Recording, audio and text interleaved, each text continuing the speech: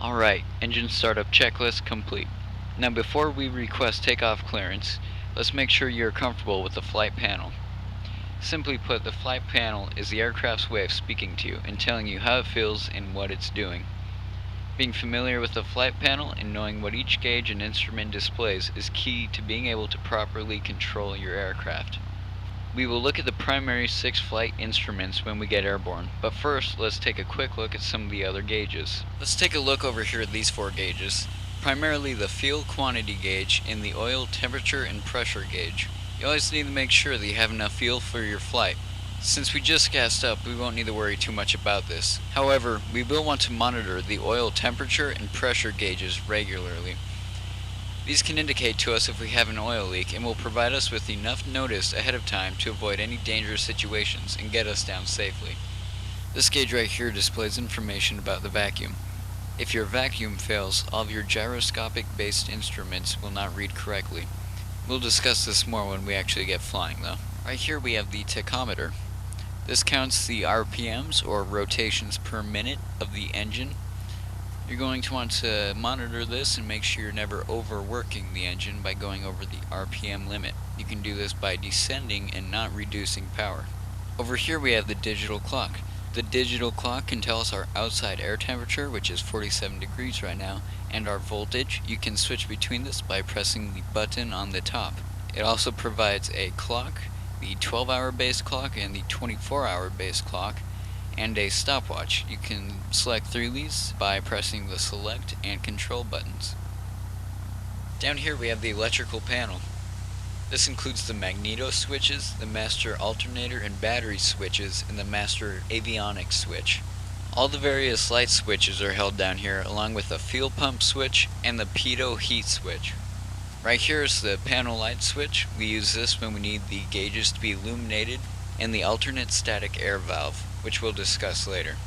To the right we have the throttle and mixture engine controls. We also have the flap switch, the elevator trim switch, and the 2 fuel selectors and the fuel shutoff valve. Up here we have the radio stack. We'll discuss how to program this later on. I've already tuned it to the Missoula tower, so we should be good. Last but not least we have the annunciator panel and the nav or GPS switch. The annunciator panel will alert you of certain problems that can occur, such as low fuel, voltage problems, and oil pressure problems. Okay, well that should do it for the flight panel. What do you say we get flying?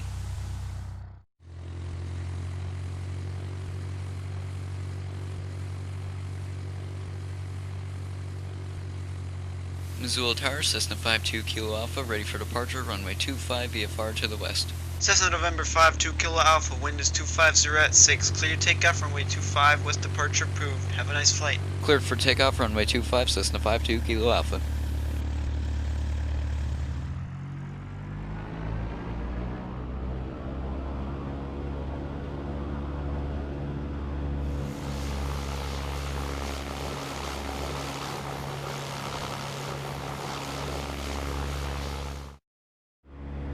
Alright, let's level off here at 4,000 feet and bring the power back just a touch. I'll take the controls and fill you in on what we'll be doing next. If you look right in front of you, you'll see the 6 instruments we skipped over while on the ground. These are the primary flight instruments, which serve as the basis to navigation for both VFR and IFR flights. Among these main 6 instruments are the airspeed indicator, the attitude indicator, the altimeter, the turn coordinator, heading indicator, and the vertical speed indicator. The airspeed indicator, altimeter, and vertical speed indicator are all pitot-static instruments, meaning they rely on the air pressure and air intake information that the pitot tube generates. In icing conditions, it's important to activate the pitot heat switch, which we showed earlier, so that the pitot tube doesn't freeze over.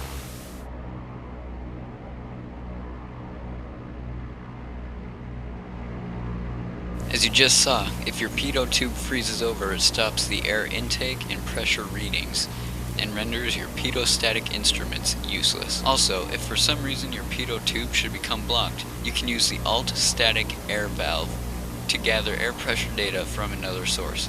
Let's take a closer look at these pitot-static instruments.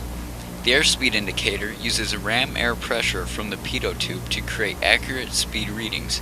You can remember this easily if you just think about the air being rammed into the pitot tube as we speed up. The speed is read in knots on the Cessna 172 Skyhawk. The altimeter uses air pressure data gathered by the pitot tube to accurately display the aircraft's height. The altimeter reading is referenced off of MSL, or mean sea level. You can read the altimeter almost like a clock. The short needle reads thousands of feet, while the long needle reads hundreds of feet. The vertical speed indicator uses the changes in air pressure to read change rate of climb or descent in feet per minute. When the needle is up, you are climbing, and when the needle is down, you are descending. The other three instruments, the attitude indicator, turn coordinator, and heading indicator, are all gyroscopic instruments. They rely off of a reading from a spinning gyroscope to display the aircraft's heading, attitude, and rate of turn. To understand these instruments and how they work, you must first understand two principles of a gyroscope: rigidity in space and precession. Rigidity in space is the gyro's desire to remain as it is, meaning you can bank and pitch the aircraft any way you want, and the gyro will always try to remain in its original position.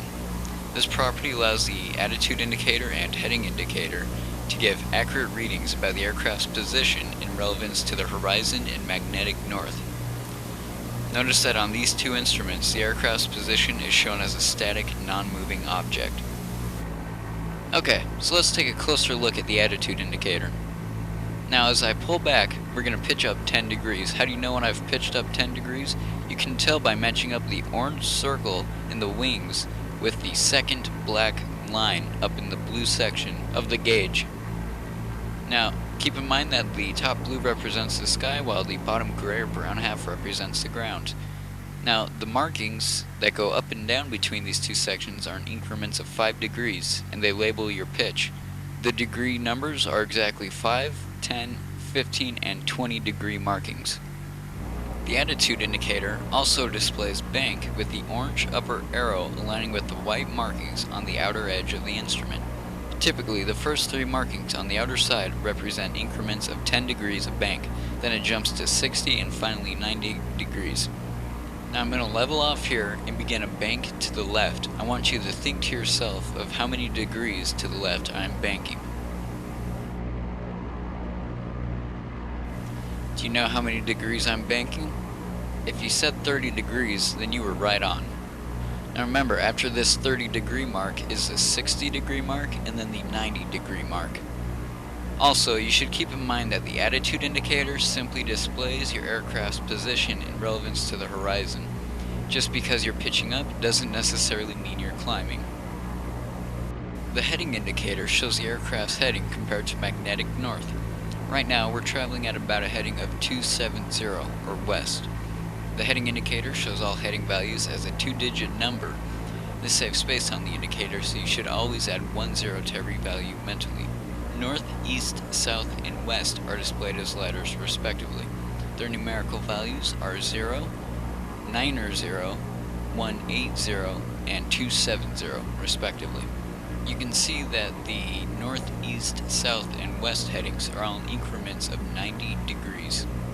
The last thing we're going to look at while we're up here is the turn coordinator. The turn coordinator shows the aircraft's direction of turn and rate of turn.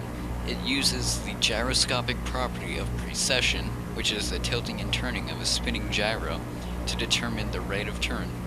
It does this by sensing the pressure on the gyro created by banking the aircraft. Notice that the turn coordinator does not display pitch. The 2 top white markings on the turn coordinator indicate when your wings are level with the horizon. The 2 lower markings indicate when you have achieved a 3-degree bank, or a standard rate turn. At a standard rate of turn, the aircraft can complete a full 360-degree turn in 2 minutes. These are called 2-minute turns.